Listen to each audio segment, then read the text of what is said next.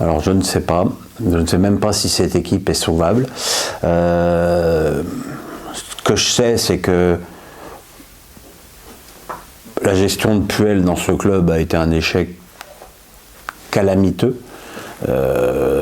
Arriver, donner tout le pouvoir aux jeunes, mettre tous les hauts salaires et les cadres et les mecs d'expérience de côté pour en plus en venir en rechercher un peu la queue basse derrière, hein, Kolo Djezak, Boudbouz, Kazri. Heureusement qu'ils sont là d'ailleurs, mais bon, la gestion du Caruffier, il y a eu beaucoup de fautes de la part de Puel, mais qui dit faute ne justifie pas une mise à pied. Alors je sais bien que les dirigeants de Saint-Étienne ont plus une thune, qui veulent chercher à vendre le club, mais tu peux pas licencier un entraîneur pour faute grave parce qu'il perd des matchs. Sinon, c'est comme dirait Coluche, c'est la porte ouverte à toutes les fenêtres. Donc même si j'apprécie pas du tout ni le personnage Claude Puel, ni le travail de Claude Puel, tu peux pas le mettre à pied.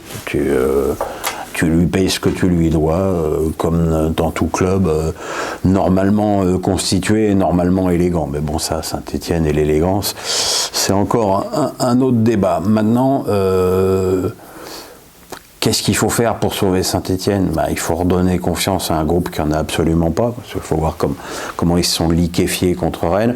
Je pense qu'il faut d'urgence enlever le brassard à Camara, qui pour moi n'est ni un symbole ni un exemple de cette équipe, dont le comportement me paraît globalement assez scandaleux. Mais il faut un meneur d'hommes, il faut un mec de commando, et c'est vrai que quand on dit ça, le portrait robot de Pascal Duprat apparaît, mais bon, tout Pascal Duprat qu'il est, c'est pas ça qui va empêcher 7 joueurs de partir à la CAN en janvier. Je ne pense pas que Saint-Étienne va recruter qui que ce soit. Donc, se séparer de Claude Puel, oui. Qui à la place peut faire mieux ?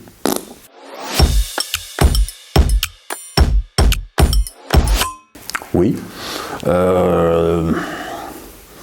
Pourtant, cette équipe de Bordeaux, elle a des arguments offensifs, hein, ça on l'a vu, hein, ils ont mis 2 buts contre Paris, 2 buts à Strasbourg, 2 buts contre Lyon, mais avec ces 6 buts, ils ont pris 1 point. C'est ça le problème, c'est que défensivement, c'est très très faible. C'est très très faible. Et pourtant, ils ont Costil dans les buts, qui essaye de sauver ce qui est sauvable. Voilà, c'est une équipe qui... contre Lyon, ils se sont battus, mais c'était pas désagréable à regarder, Bordeaux-Lyon, mais c'était quand même c'était vraiment un match entre le 17e et le 12e, c'était d'un petit niveau. Donc, puis il y a des équipes qui prennent des points au-dessus, donc je pense que Saint-Étienne, Bordeaux, Clermont, Metz et Lorient, je pense que l'identité des 3 relégables est dans ces 5 équipes. Mais bon, on n'est même pas à la moitié des matchs. Hein.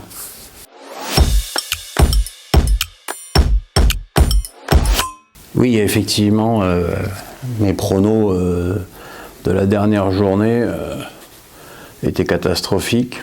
Je remarque que quand je fais 7 sur 10, comme... il y a quelques journées, personne ne me félicite, hein, c'est une habitude. Alors déjà, il faut bien comprendre quelque chose, un prono n'est pas un souhait, parce que je vois toujours les commentaires derrière, c'est « Ah bah oui, tu vois pas mon équipe gagner ». Ben non, je fais un prono, tout le monde sait que je supporte Strasbourg, j'avais pronostiqué la victoire de Nice. Honnêtement, cette journée était impronosticable.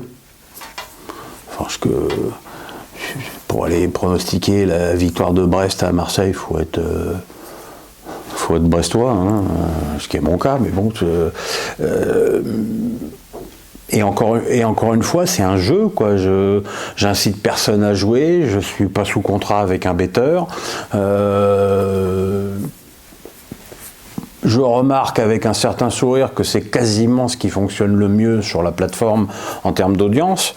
Donc, en fait, c'est que vous aimez bien me tailler derrière parce que c'est ce que vous préférez finalement regarder. Donc, voilà, je m'excuse platement d'avoir fait des mauvais pronos. J'essaierai de faire mieux la semaine prochaine. Mais franchement, ceux qui viennent m'allumer là-dessus, vous n'avez pas de vie, quoi. Franchement.